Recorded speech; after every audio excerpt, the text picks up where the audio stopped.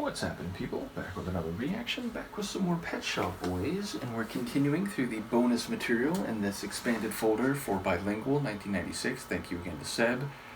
And the next one, if I'm reading this correctly, is the B-side for the single bilingual track, like the title track, essentially. And it is The Calm Before the Storm. Or is it just Calm Before the Storm? I guess the meaning would roughly be the same, but yes, it is The Calm Before the Storm. It's that idea that oftentimes when there is a very bad storm coming, because of weather fronts and the way that atmospheric conditions work, it might actually be quite still before the real storm arrives.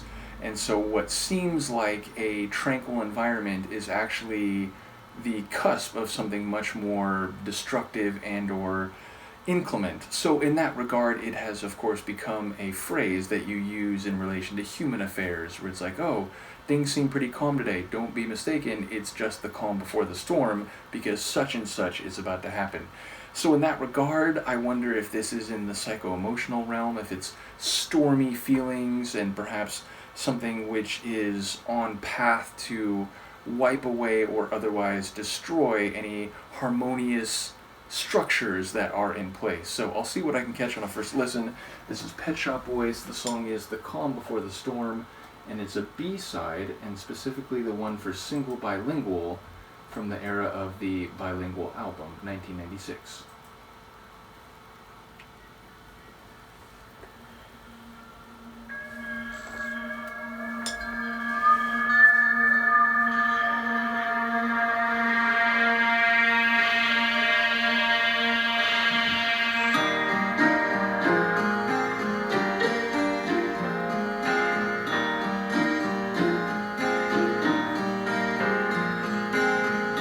Butterfly in the sitting room, sudden sneezing overhead.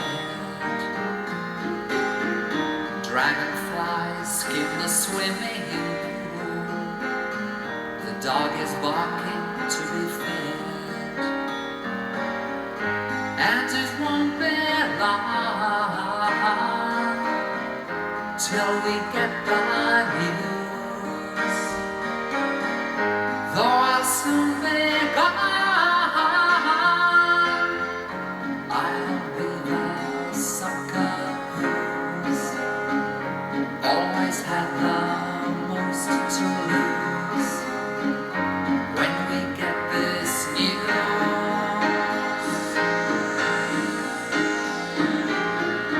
pheasants scatter, rabbits flee, cars are parting in the rain. On the flight path, a 747 round the bend, a rocky lane.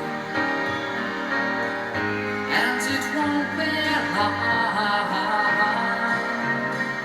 till we get the news. Though I could be wrong,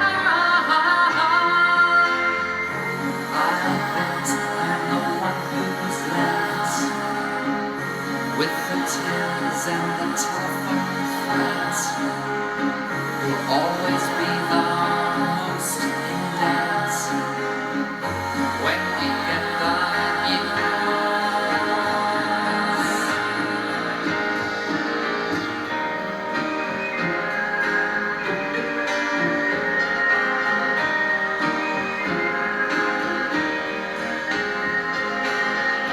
Baby, baby, did I ever tell you that I worked out where I went wrong?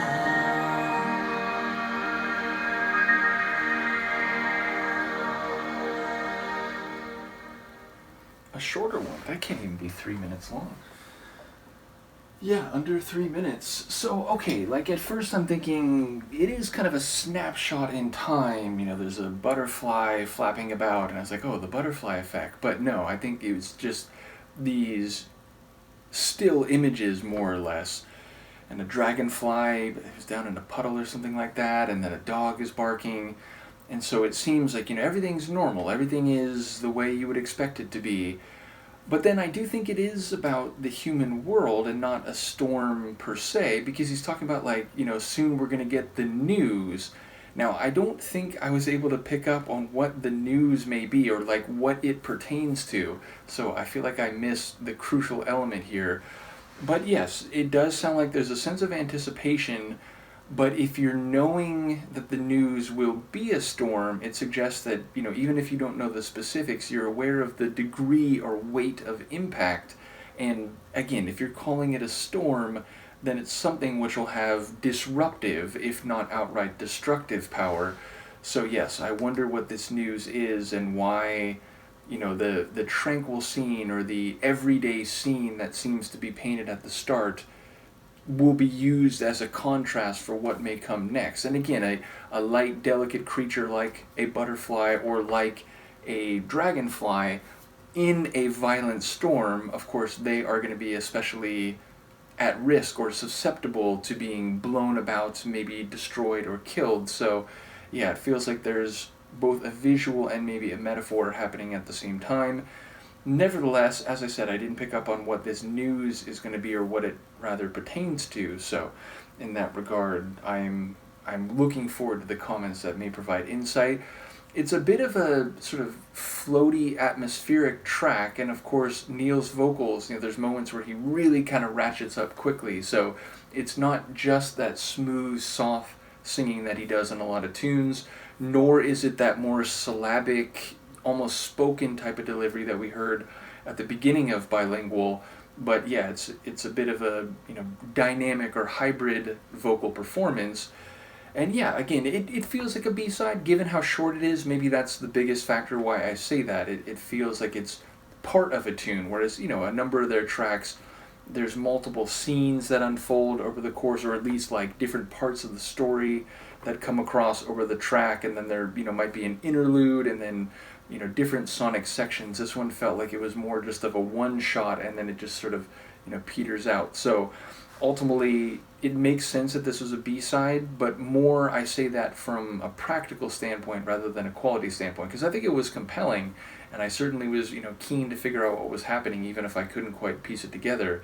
But yes, ultimately a tune that in some ways feels like a B-side.